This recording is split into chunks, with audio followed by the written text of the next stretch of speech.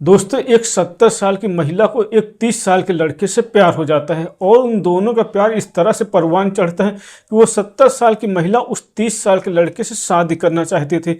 इसीलिए वो महिला एक दिन अपने प्रेमी को अपने घर पे बुलाती है अपने पति की हत्या करने के लिए। लेकिन जब वो लड़का उसके घर पे जाता है तो वो अपनी प्रेमिका की भी हत्या कर देता है। दोस्तों, जब आप लोग भी इस कहानी को सुनेंगे तो आप लोग भी ये सोचने में मजबूर हो जाएंगे कि एक 70 साल की महिला एक 30 साल के लड़के के साथ शादी करने के लिए कैसे तैयार हो गई। नमस्कार दोस्तों, मैं हूं राजन यादव। आप सभी का स्वागत करता हूं अपने YouTube चैनल पर एक नई कहानी के साथ। आशा करता हूं आप सभी लोग स्वस्थ होंगे और अपने परिवार वालों के साथ मस्त होंगे। दोस्तों, कहानी में आगे बढ़ने से पहले आप सभी लोगों से एक छोटी सी रिक्वेस्ट है। अगर आपने अभी तक हमारे चैनल को सब्सक्राइब नहीं किया तो प्लीज़ चैनल को सब्सक्राइब कर लीजिए और वीडियो को लाइक कर दीजिए। तो चलिए कहानी को शुरू करते हैं। दोस्तों, सच्ची कहानी बिहार की है। बिहार की राजधानी पटना में एक इलाका पड़ता है नेहरू नगर। यहीं की ये कहानी है। दोस्तों, नेहरू नगर में एक ईश्वर चंद नाम का आदमी अपनी पत्नी के साथ रहता था।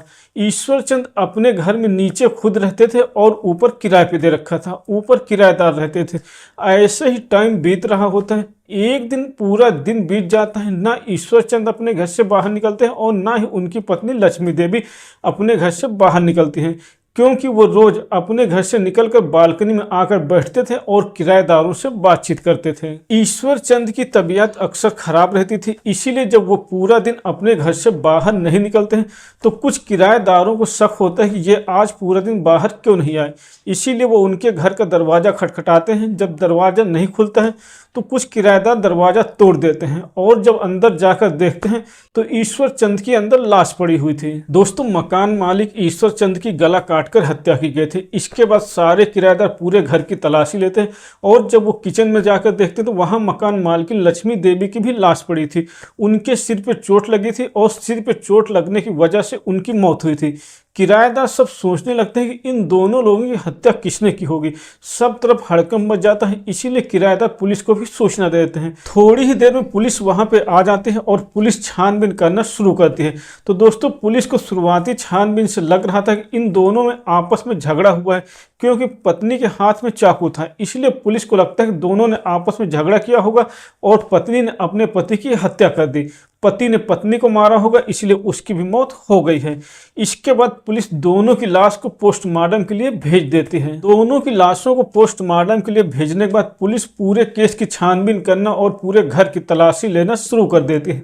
लेकिन घर से पुलिस को कोई भी सबूत नहीं मिलता है। इसीलिए पुलिस घर के बाहर सड़क में लगे हुए सीसीटीवी कैमरा को चेक करती है तो कैमरे में दिखता है कि एक आदमी सफेद टी शर्ट पहने हुए इनके घर से बाहर निकल रहा है। इसके बाद पुलिस लक्ष्मी देवी के मोबाइल की कॉल डिटेल चेक करती है तो उसमें एक सुमित नाम के लड़के का मोबाइल नंबर सबसे ऊपर था और उस नंबर से कई बार बातचीत हुई थी। इसके बाद पुलिस उस नंबर की लोकेशन ट्रेस करती है और उस लड़के को ढूंढना शुरू कर देती है। वो लड़का सुमित ईश्वर चंद और लक्ष्मी देवी के घर से थोड़ी दूरी पे एक किराने की दुकान चलाता था और अपने परिवार के साथ वहीं पर रहता था। जब पुलिस उसकी दुकान पर पहुंचती है तो वो वही टी शर्ट पहने हुए बैठा था जो टी शर्ट कैमरे में दिखी थी। इसीलिए पुलिस उसको पकड़ लेती है। उस लड़के को पकड़ने के बाद पुलिस उसको पुलिस स्टेशन लेकर आती है और उससे पूछताछ करना शुरू कर देती है। दोस्तों, वो लड़का पहले तो कुछ नहीं बताता, लेकिन जब पुलिस उसके ऊपर डंडों का इस्तेमाल करती है तो वो टूट जाता है और पुलिस को सारी कहानी बताना शुरू कर देता है। वो जो कहानी पुलिस को बताता है उसको सुनकर पुलिस वाले भी बिल्कुल हैरान हो जाते हैं। दोस्तों, वो लड़का पुलिस को बताता है कि एक दिन लक्ष्मी देवी मेरी दुकान पे आई थी कुछ सामान लेने के लिए, लेकिन उस टाइम वो सामान मेरी दुकान पे नहीं था। इसीलिए वो अपना मोबाइल नंबर देकर गई थी कि जब सामान आ जाए तो मुझे फ़ोन कर देना, मैं आकर ले लूँगी। इसके बाद जब सामान आ जाता है वो लड़का लक्ष्मी देवी को फ़ोन करता है तो बोलती है कि अभी मैं बिजी हूँ, अभी मेरे पास टाइम नहीं, आप प्लीज़ मेरे घर पर सामान पहुँचा दो और यहीं पर आकर चाय पी लेना। दोस्तों, यहीं से उन दोनों की प्रेम कहानी शुरू हो जाती है, क्योंकि वो लड़का सुमित जब लक्ष्मी देवी के घर पर सामान देने के लिए जाता है तो वहीं पर बैठकर चाय पीने लगता है और काफ़ी देर तक बातें करता रहता है। तभी उनके पति ईश्वर चंद भी कहीं से वहां पे आ जाते हैं और वो उनसे भी मिल लेता है, उनसे भी जान पहचान हो जाती है। इसके बाद वो लड़का अपनी दुकान पे आ जाता है। इसके बाद अगले दिन से लक्ष्मी देवी रोज उससे अपने घर पे कुछ ना कुछ सामान मंगाने लगते हैं और उसके साथ बैठकर बातचीत करने लगते हैं और जब भी उनको टाइम मिलता था वो उसकी दुकान पे भी चली जाती थी। ऐसे उस 30 साल के लड़के सुमित और 70 साल की महिला लक्ष्मी देवी का प्रेम प्रसंग आगे बढ़ने लगता है।